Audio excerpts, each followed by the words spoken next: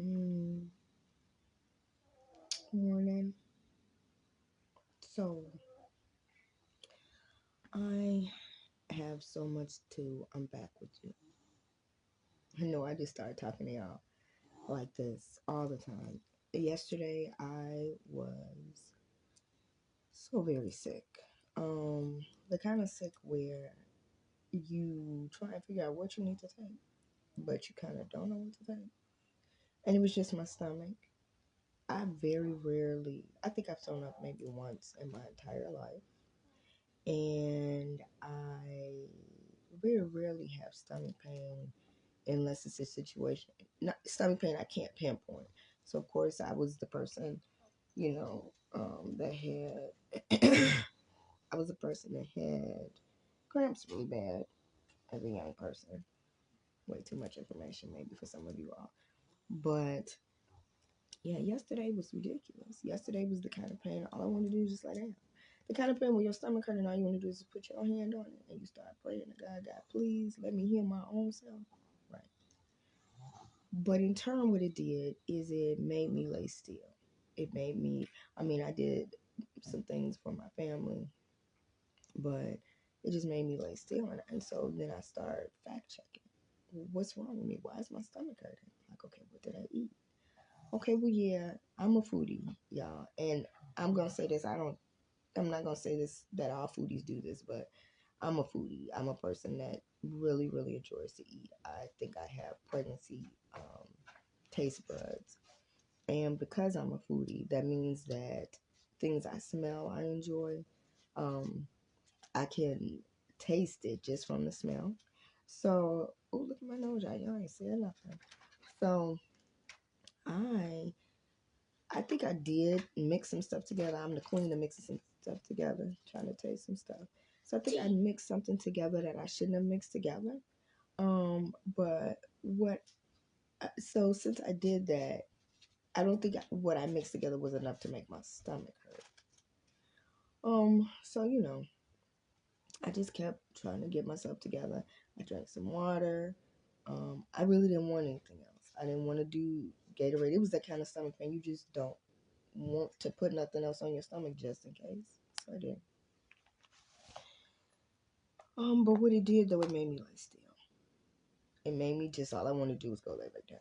So every time I do something, I would go lay back down. But then that let my mind have to um not be distracted by a phone or by music or by me saying I need to go clean something up or I just because in pain when you're feeling pain a lot of times you're focusing on the pain if all of that makes sense. So the week before all of this transpired with the stomach pain is that when you don't do your purpose, when you don't do what you're here to do on this planet, what ends up happening to you is that you get in what's called a backup loop. So for me, the backup loop is very similar to, I don't know if you remember the Lucille Ball, when she is at the candy factory and they're making the candy. And as they're making the candy, they are, she's trying to like pack the candy into something. And as she's trying to pack the candy into something, she starts to not be able to do it. More candy is coming. And then she starts to push it into her mouth. So once those things start happening, she's starting looking crazy. Of course, it becomes this big skit. Everybody's laughing. But this is what happens when you're not doing what you feel you're supposed to be doing on this earth. Whatever you think that purpose is, whatever that service work is. So let me go back. If you're a person, because some people don't know what their purpose are, some people do. So for those of you that know what your purpose already is on this planet, or you think you know, you have a really good idea. When I ask those key questions, what is something that you think about all the time? What is something that you add into something else? When I say, I take my purpose, my happiness is a choice. So when I'm outside doing something or watching TV or I can see birds walk past or I can see people interacting, mine always goes back to what was the joy out of it, what was the lesson, What was the great thing? Where was God in it? How does that reflect onto something else? How does that help someone else? Because all of it resonates back around. That's how I know I'm living in my purpose, or I'm understanding what my purpose is. For some of you, I'll make it even more simple. For some of you, where music is your purpose, you hear and apply music into everything. You can see something, and music is also can you can hear it, but it almost becomes a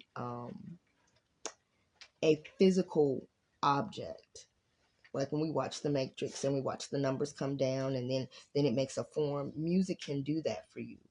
Um, for some of you where it's music, you can put a soundtrack to almost everything that happens. You can pull a song out. You can pull and when I say music, because all of these things I name are so broad. When I say music, that doesn't mean, okay, I'm a rapper, I'm a singer. Music could be your calling, and you might not be able to rap or sing, but you hear music constantly in your head. You recall music constantly. You recall songs. You can pull out certain riffs or beats in something, and then you say, oh wow, that is that. Music might not, you're not gonna rap or sing. You might be a person that creates music. You might be a composer. You might be a person that puts music to soundtracks and movies. You know what I'm saying? So I'm gonna help you dig into that. I'm going to help you dig into that. I'm going to do, I'm going to put out a series that helps you so that you can drill down into your purpose.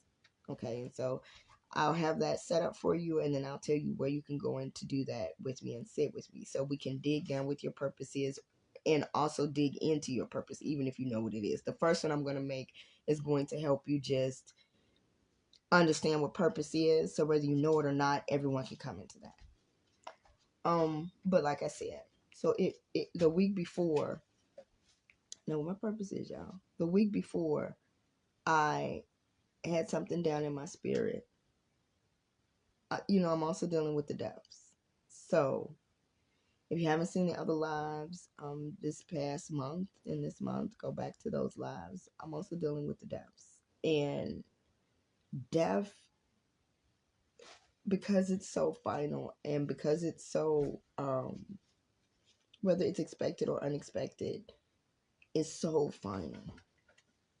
Pain that comes behind death is no other pain to me. And it doesn't matter when the death comes, like what age you are. It doesn't matter what the death is from. If you are attached to something and it's no longer accessible to you, be it of your own fault or Mother Nature or God or whatever, an accident or whatever, it still creates a pain that you have to figure out what to do with this pain. Some pain is because of the loss. Some pain is because of regret. Some pain is because of guilt. Some pain is all of that mixed into one. Sometimes it's pain because you can't stop and actually grieve the way you should. What's wrong, Poppy? You need your sippy cup. Okay, can you just say cup?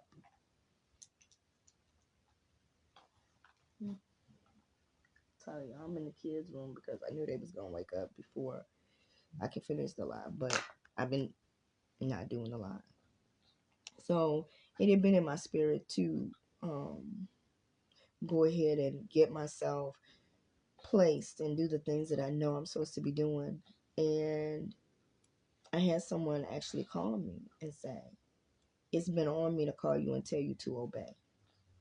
Point blank, that's what they say, obey. I'm like, oh, okay. Ooh, God gonna come different now. Yeah, what? See, I told you I just laid down. Now, what the hell is in my eyebrow? That is crazy.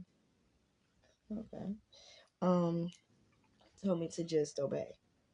I knew exactly when she told me. I knew exactly what she was talking about. She told me that I needed to do all the things that I know was already in my spirit. Then I had another girlfriend call. That's my aunt call with the obey. So that's the old school call. I have an aunt call me and tell me, a girlfriend call and tell me that breaking generational curses. I've known from 19 what I was supposed to, I knew the path I didn't know the purpose. I didn't know the happiness is the choice. I didn't know that, but I knew responsibilities, and I chose to lean into someone else's agenda. It wasn't necessarily a wrong agenda, but it wasn't my agenda. I didn't bring my agenda to the table.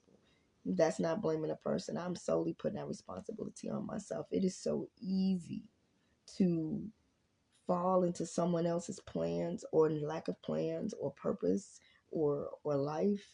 When you know what you're supposed to be doing, it's so easy to fall into that. Life is so distracting when you don't have it under control. So I did that. I did that.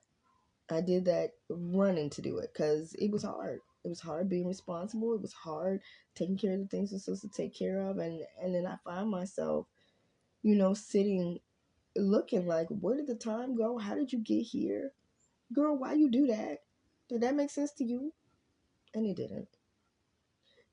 It was also fueled by some other things. And that's a different conversation we're going to have about how sex and love and lust and desire get all twisted up if you haven't placed them where they should be. That's a strictly adult conversation.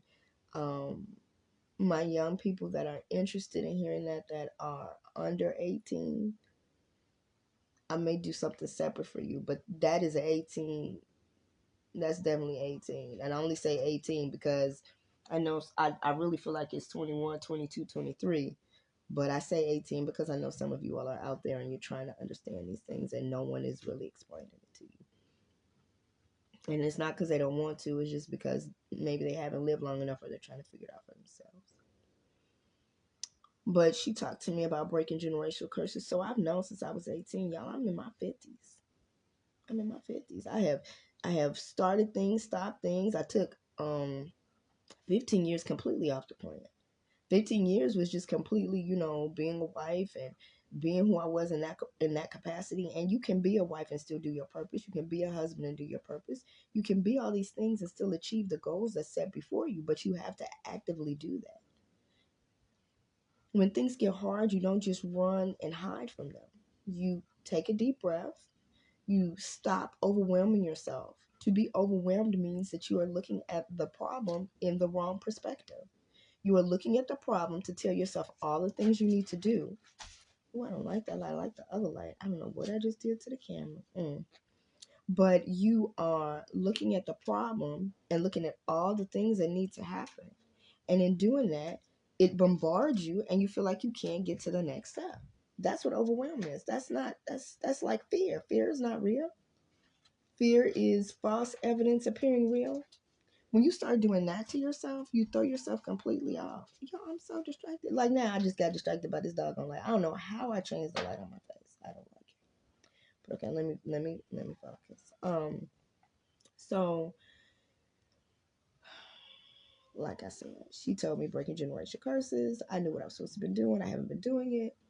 After those 15 years, I still spent another 15 years halfway involved in some things that I wasn't taking control of, and then I still wasn't taking care of self. This is a key component. This is a key component. And I have to definitely say thank you so much to my sister because she put me as best she can in a position to, as Wakanda's mother says to King T'Challa, show them who you are. She was able to give me some things that reminded me of the core person that I am. Now, can she do all the stuff for me? No. Should she, y'all? No. Who should be doing that? Me. Me. And that's that self-care, that self-love. You have to take time for self. Yes, ladies, you have to do your hair every day. Yes, you do need to put your makeup on. And if not your makeup, at least your natural care. Yes, you need to put your jewelry on. I didn't put on my jewelry. You need to put your jewelry on. Yes, you need to put on something presentable. You need to look presentable to life. Sitting, even if you're just sitting in the house. Even if you in your jammies, you need to look presentable enough that if somebody called you and said, "Hey, can we make a run?" whatever that run is, you could just walk out the door. Why do you have to do this? It deals with your mental health. For me, some women are gonna tell you this don't matter. Some men are gonna tell you this don't matter. Some men and women are gonna be like, it don't matter what I look like. I'm in a mental good space. I just didn't feel like getting dressed today. I didn't feel. For me, I have to do it because mentally, when I'm struggling with whatever's going on mentally, we all have mental issues in our families. We all have mental things. We all are going through something at different seasons. So, in order for me to buckle down and get to the core of what's going on and either find help to help me or just keep going, just being able to get my feet on the floor and get up and push through whatever's happening, I do need to pass myself in the mirror and not look like I am surviving the apocalypse. And I'll look like that some days. And I'll catch myself and be like, girl, it's not an apocalypse. Yes, what's happening to you is pretty devastating. Yes, it's a lot. Yes, I want to break down and I want to shut down because truly, y'all, I'm so much more upbeat because my baby up, because she's bouncing around here. Because I didn't have all this perk. I get more perk when I'm dealing with them because I don't want them to see me break down. Or I'm ready to get in a hole and ball up and just go to sleep. That's pain, bro. That's pain. And the thing I can't stand about it, and I'm gonna figure it out, y'all. We gonna hash it out. I can't stand how pain just holds on. Like pain, you think you all right? Like you think you, because these steps are different. Like I know I'm not okay because y'all, like I cry about everything. I cry on commercials and I cry when people give gifts to each other and I cry. And I've always been this way. I cry when the daddy went on vacation. One of the commercials, the daddy went on vacation